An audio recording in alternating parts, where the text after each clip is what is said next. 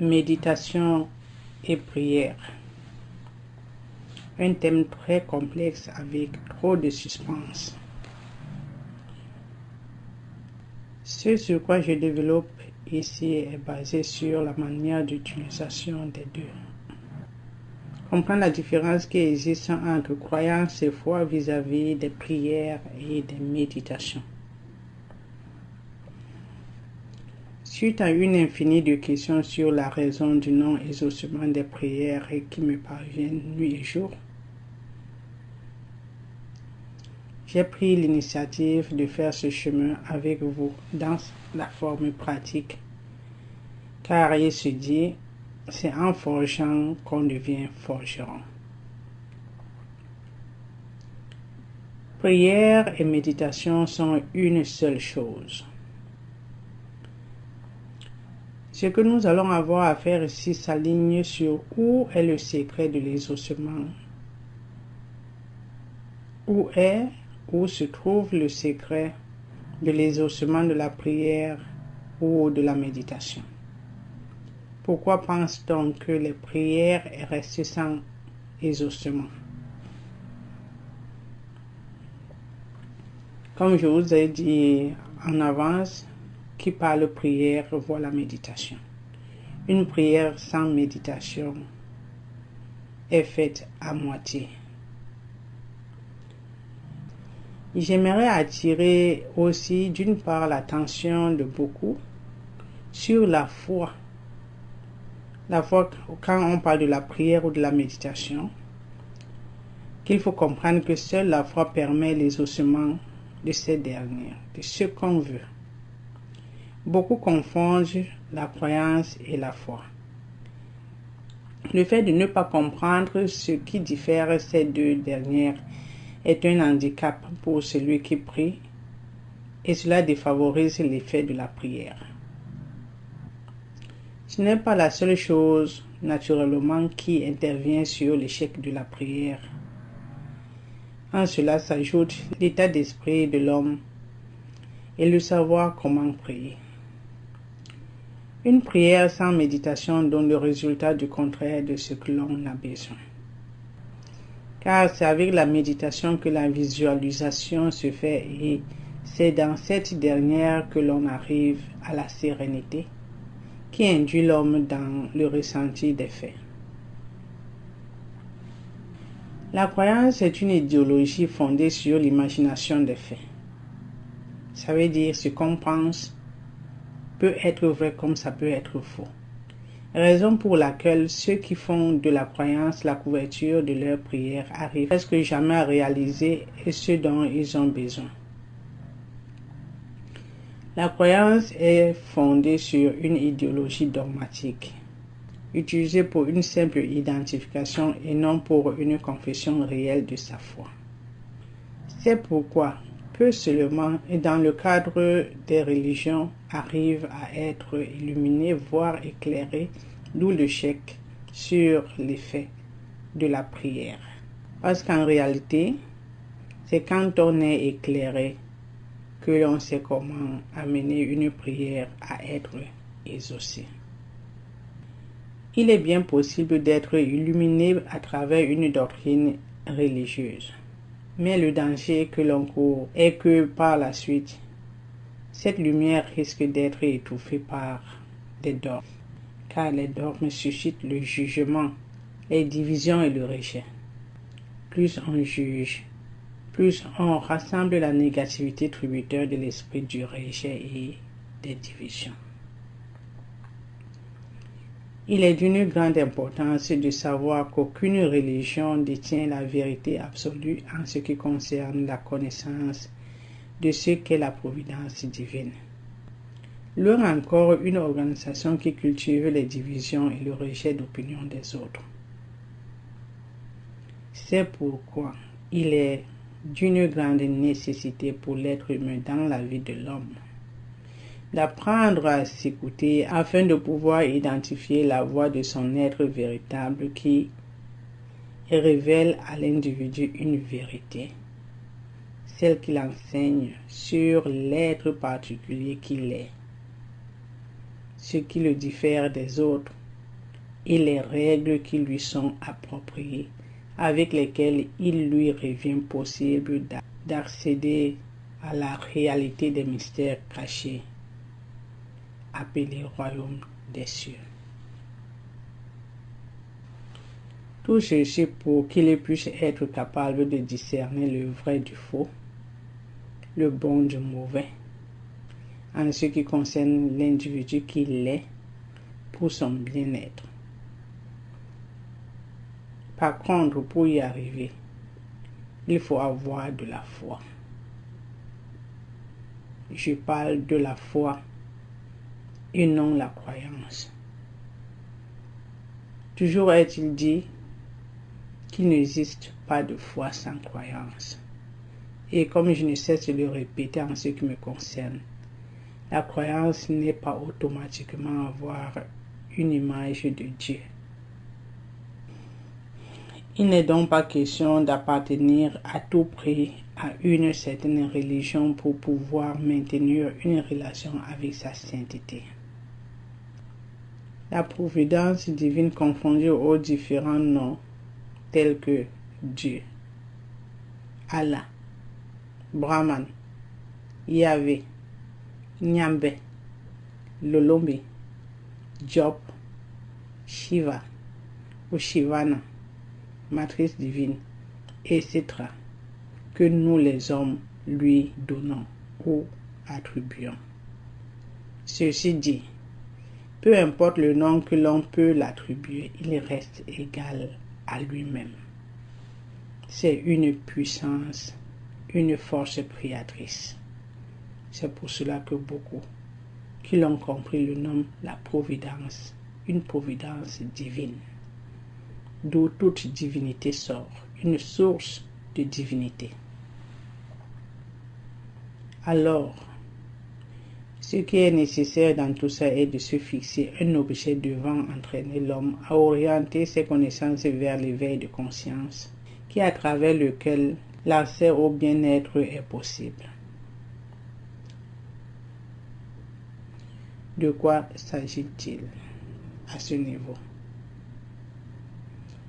Il est question de cultiver les périmètres de son esprit avec l'action juste afin de pouvoir accéder à cette haute intelligence qui est le Créateur, le maître de toute existence.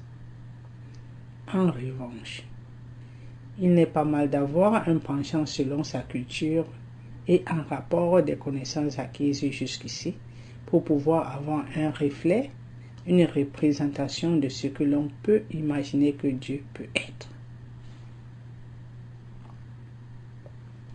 Mais en réalité, l'unique chose qui compte est la foi fervente sur ce que l'on croit et un cœur disposé. Au moment où quelqu'un est adhérent d'une religion dans laquelle il confesse sa foi et exprime son dévouement envers un Dieu, qu'il ne se peine pas en changer avec une croyance qui décrit l'autre de vrai ou étant le tenancier de Dieu le Créateur. Pour celui qui n'est adhérent en aucune, qu'il ne cherche pas à en avoir pour seul but de croire qu'en s'y trouvant, il rencontrera Dieu. Car la religion n'a rien à voir avec la relation qu'un homme cultive avec son Créateur, le seul et vrai Dieu irrédoutable, la providence divine. Seule la disposition du cœur de l'homme lui fait accéder le royaume des cieux.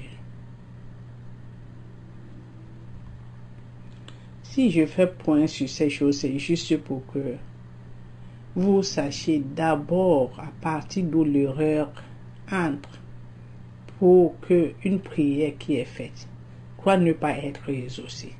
Mais comme je disais dans l'enseignement, j'ai expliqué que toute prière est exaucée.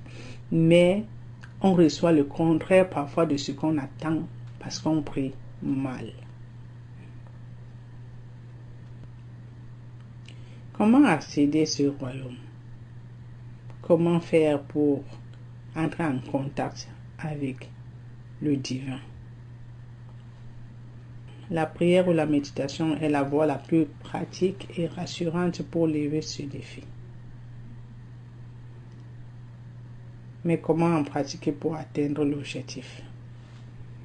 C'est ce que je vais vous expliquer ici en détail. Après ces explications, nous allons passer dans une requête pour voir la manière dont on peut prier ou méditer.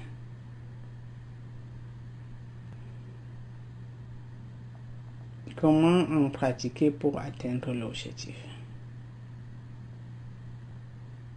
C'est en visualisant l'effet de ce que l'on veut avoir ou de ce que l'on a besoin avec un esprit de conviction sur leur concrétisation.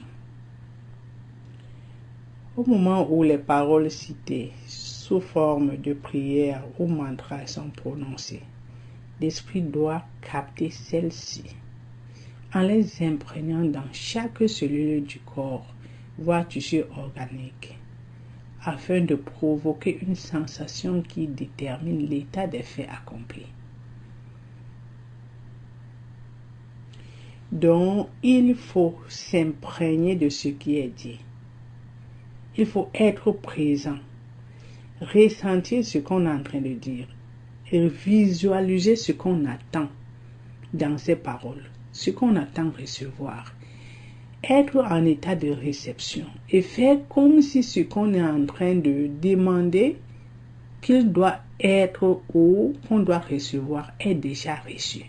Vivre ça dans la manière de son ressenti, la manière dont on se sent, la manière dont le corps dispose à l'instant présent, recevoir ce qu'on demande. C'est juste l'unique fait qui fait à ce que ce qu'on a déjà reçu dans la visualisation se manifeste alors un jour concrètisement. Je vais présenter un exemple de prière méditative ici, ensuite une méditation avec visualisation faite pour rendre un fait possible. Il y a une tenue, une manière de se tenir quand on entre en méditation. En réalité, quand on a déjà compris la prière en elle-même, on ne parle plus de la prière. Sinon, la prière, c'est la méditation. C'est pouvoir être dans un état de sérénité, de quiétude et créer un champ de possibilités qui permet à l'homme de contacter le divin, donc être en connexion avec le monde virtuel et prononcer les choses pour que ces choses soient là. Nous le faisons tous les jours, mais inconsciemment. Dans la méditation, on le fait consciemment. Ce qu'on demande que telle chose soit, on le fait dans la conscience et on reçoit cela là. Que quand on a déjà bien compris la prière, on n'a plus besoin d'aller supplier que Dieu, pardon, fais à ce que j'ai telle chose, ou bien fais à ce que je sois guéri, ou fais à ce que... Parce que Dieu a déjà tout fait, tout ça là. Tout ça est avec nous. Au milieu de nous, nous vivons tout ça tous les jours, mais nous ne savons pas tout simplement comment s'en approprier. Nous allons alors poursuivre cette séance avec une requête pour retrouver une bonne ligne dans la vie. Donc, pour se mettre à l'aise, pour se dégager de la mauvaise énergie pesante dans nos corps, ou bien dans l'esprit, ou dans l'âme, qui fait à ce que, quel que soit ce qu'on fait, ne nous réussit pas. Quand on vit dans un mauvais état d'être, que on ne se sent pas à l'aise, on ne se sent pas joyeux, on est étouffé par des difficultés de la vie, on vit un état de maladie, cela n'ouvre pas la lumière dans nos vies. Donc, j'ai préféré prendre ça en exemple. Ce ne sera pas comme une méditation guidée que je vais vous demander maintenant de prendre place, vous retirer dans un lieu tranquille et tout. Ça, vous allez vivre ça toujours et toujours dans mes méditations. Donc, c'est des faits que vous saurez déjà quand on entre dans une méditation, dans une prière, comment se tenir et où est-ce qu'il faut qu'on se tienne. Ici maintenant, on va essayer de faire un lavage énergétique, comme ce que j'appelle un lavage holistique. On devient le divin. On devient un Dieu après avoir se nettoyé. Et dans cet état, on est capable de créer tout ce qu'il faut, ou bien tout ce qu'on peut imaginer. Et ce que j'ai apprêté ici, c'est une méditation qui sera comme un guide pour restructurer ses pensées, illuminer sa conscience en transformant les pensées négatives ou positives. Dans un premier temps, je me mets en position de réception. Je fais une prière, pas une requête. La prière est basée sur les remerciements et après, je vais entrer dans la visualisation. Donc, tout le temps quand je me retrouve dans la prière, je vais dire prière et quand c'est la visualisation, je vais dire visualisation. Prière. Je remercie le Tout-Puissant, le Tout-Suffisant, la providence divine de m'avoir soutenu et m'accorder sa présence ici et maintenant. Je demande la connexion avec le royaume des cieux tout le long de cette méditation. À présent, je me sens connecté. Je remercie la présence divine dans ces lieux. Visualisation. Je fais appel au pouvoir suprême. Je fais appel au pouvoir suprême. Je fais appel au pouvoir suprême. Que l'intelligence divine soit manifeste ici et maintenant. Que le génie qui est en moi soit toujours présent et actif dans tout ce que je fais.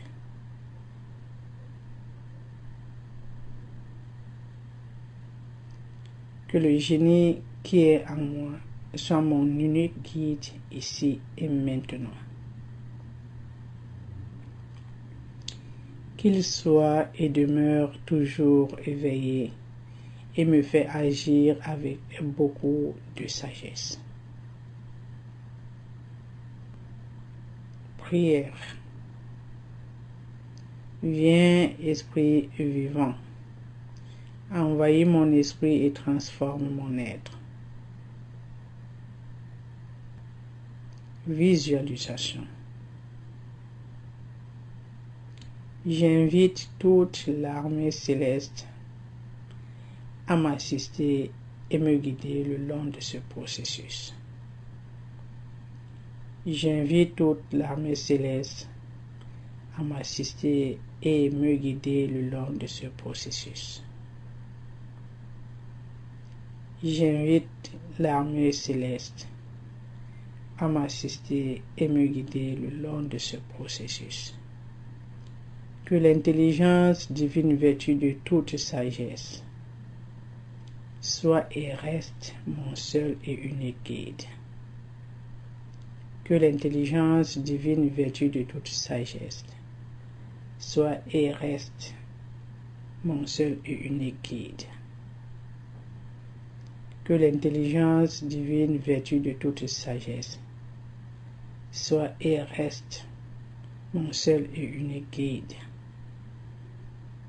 Que la main de l'Éternel Tout-Puissant, Tout-Suffisant, le chef d'œuvre de toute création, reste la seule main participante à mon façonnage. Prière. Permets, ô Éternel, que j'intègre la nouvelle forme que ta main fait de mon être.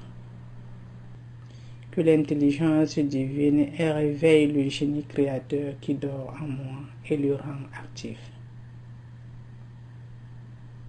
Que mon génie créateur soit le quasi-monopole dans tout ce que je fais. Je veux vivre avec un bien-être complet et total.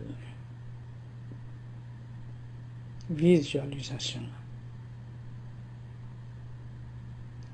Je me vois dans un bien-être total. Je me vois dans un bien-être total. Je me vois dans un bien-être total. Pour cela, je déclare que tout mon organisme se trouve dès l'instant présent dans son état initial. Pour cela, je déclare que tout mon organisme se trouve dès l'instant présent dans son état initial. Pour cela, je déclare que tout mon organisme se trouve dès l'instant présent dans son état initial. Je déclare pour cela un bien-être dans ma vie et ceci dans tous les plans. Je déclare pour cela un bien-être dans ma vie et ceci dans tous les plans. Je déclare pour cela la vie de paix et plein d'amour. Pour cela, je m'autorise d'accéder le champ de toute possibilité afin de rendre possible la transformation des œuvres néfastes en œuvres de prospérité. Je me permets d'accéder avec toute ma foi dans le monde des mystères, tout en rendant grâce à celui qui est le chef d'œuvre de tout ce qui existe, à qui selon moi aucun nom ne peut le contenir, afin qu'à travers le pouvoir qu'il m'a conféré, je puisse mettre fin à toute action maléfique, quelle qu'elle soit. J'anéantis toute mauvaise œuvre allant contre mon bien-être. Ainsi, je confirme que toutes ces œuvres sont consumées. Mon champ d'exercice est le siège de l'esprit pur, tributeur de la pensée positive. Saint, Saint, Saint est dorénavant mon nom. Je suis baigné dans la sérénité totale. Je me sens bien et complètement heureux.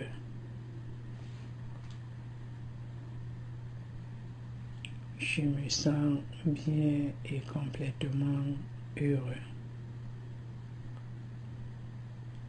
Je me sens bien et complètement heureux. Voilà une présentation de prière et méditation. Ceci dit, quand on est dans la prière, on a 3-4 phrases qu'on prononce décrivant ce qu'on désire avoir. Et le reste des expressions, des phrases qui sont prononcées par voix est répétée. C'est une visualisation. Donc on insiste sur ces expressions parce qu'on veut entrer en contact, on veut se connecter avec ces expressions. On veut amener son être à s'imprégner de ce qui est dit, à le ressentir, à le recevoir, et avec une conviction que déjà quand on les ressentit, c'est déjà là. Et on commence à vivre même cela dès à présent. Par contre, de l'autre côté, quand on fait une prière qui s'arrête avec l'expression verbale, on lui dit, on fait des récitations. Et il peut s'avérer que l'état même de l'être n'est même pas, n'est pas cohérent avec ce qu'il demande. Donc tu peux pas, un exemple tellement banal, tu peux pas rester tout le temps en train de condamner les gens, telle personne est comme ça, je comprends pas pourquoi tel a fait ça. Vraiment, comme il a fait ça, il faut seulement qu'on le tue et tout et tout. Donc, tu n'es pas dans un état de pouvoir comprendre pourquoi telle personne a réagi de telle manière. Tu condamnes, tu passes tout ton temps et tu t'assois. Tu veux prier pour que Dieu te pardonne, je ne sais pas quoi, et tout ça. C'est pas possible. Ça ne peut pas être possible. Tu ne peux pas avoir ce pardon. Parce que toi-même, tu n'es pas en mesure de pardonner. Tu n'as pas l'esprit du pardon. Donc, tu ne peux pas recevoir cela. Donc, pour qu'on puisse recevoir ce qu'on demande, il faut déjà qu'on dispose d'une place pour recevoir ça. Mais quand on est tellement étouffé par les déchets, bon, il n'y a plus rien qui entre. On va s'arrêter là aujourd'hui. Je pense avoir exposé en partie ce que vous demandez, ce que vous attendez comme réponse. Mais dans le cas contraire, vous passez dans le site www.mbock-nwee.com. Bon, Mbock s'écrit avec MBOCK-NWEE.